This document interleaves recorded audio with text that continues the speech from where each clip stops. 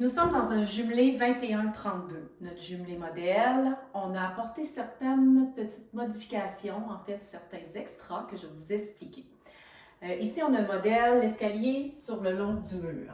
Alors, quand on entre, on a un garde-robe ici à l'entrée, qui est quand même de format correct, pas trop gros, pas trop petit, mais ça fait un petit garde-robe. Par contre, le fait d'avoir l'escalier sur le long du mur et d'avoir ici la possibilité de descendre au sous-sol, nous avons en fait, les gens aiment beaucoup ça parce que souvent, le sol n'est pas terminé, on veut descendre des trucs au sous-sol, c'est facile d'être en fait sur le palier de l'entrée et descendre directement en bas. Alors, puis si toutefois on a des ados un peu plus vieux, leur chambre est au sous-sol, les amis rentrent, c'est facilitant, ils descendent tout de suite, donc ils ne viennent pas trop dans l'environnement principal de la maison. Ici, on a la salle d'eau. Cette salle d'eau-là, elle est quand même assez un petit peu large parce qu'on a voulu mettre un module lavabo avec 2 portes et la toilette. Par contre, on aurait pu rétrécir et mettre un petit bébé lave-main, puis mettre la toilette dans le sens ici à l'arrière de moi. Ce qui aurait fait que j'aurais gagné un pied de plus dans mon salon. Mais vu que j'ai un 21 de large, c'est intéressant d'avoir cette salle d'eau.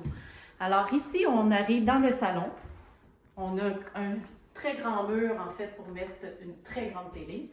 Ça, c'est très apprécié. Les gens aiment beaucoup mettre la télé sur ce mur-ci versus le mur opposé.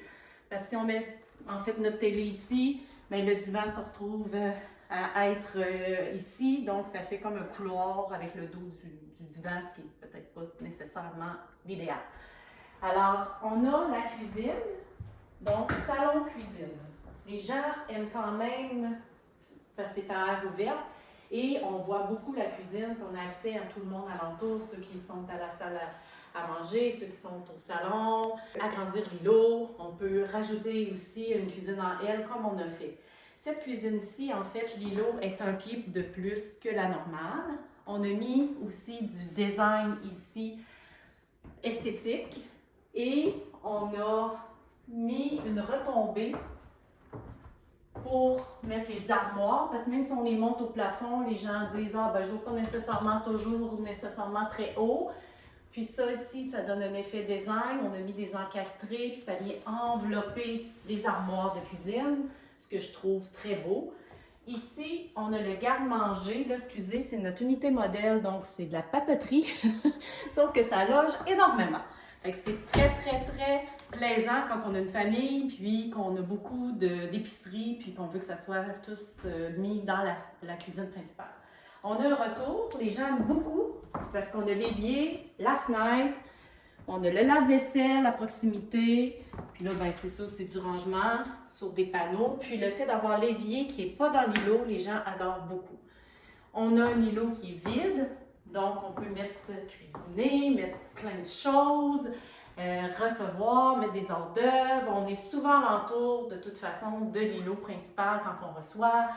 On commence debout, puis après ça, on va à la table. Donc, les gens adorent beaucoup les îlots. On a la salle à manger qui est ici, avec la porte patio. On a agrandi un pied chaque côté la porte patio. Donc, c'est une 8 pieds. Ça aussi, ça donne beaucoup plus d'éclairage.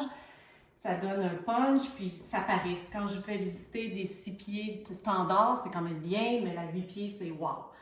Les luminaires, vous voyez qu'ici, on a des luminaires. Ceux-ci, on les a pris chez Déco Luminaires. C'est certain qu'on a mis un extra sur les luminaires de plus ou moins 400 $, incluant les encastrés. Excusez, excluant les encastrés.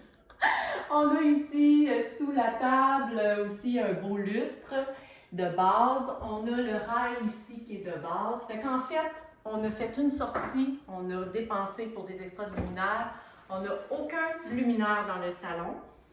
En fait, on a un luminaire, je veux dire, mais aucun plafonnier ou aucune lumière au plafond. Alors ça, je vous dirais que la majorité des gens vont ajouter des encastrés. Donc souvent, c'est 2 ou 4 avec un gradateur pour tamiser ou augmenter la lumière. On a aussi mis un extra que j'adore, le petit coin de café avec un mini-bar.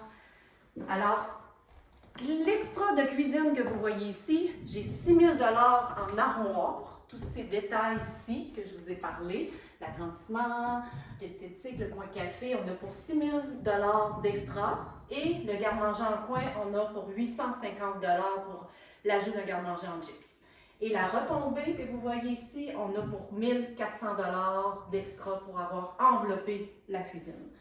À part ça, je n'ai pas d'autres extras au niveau du rez-de-chaussée.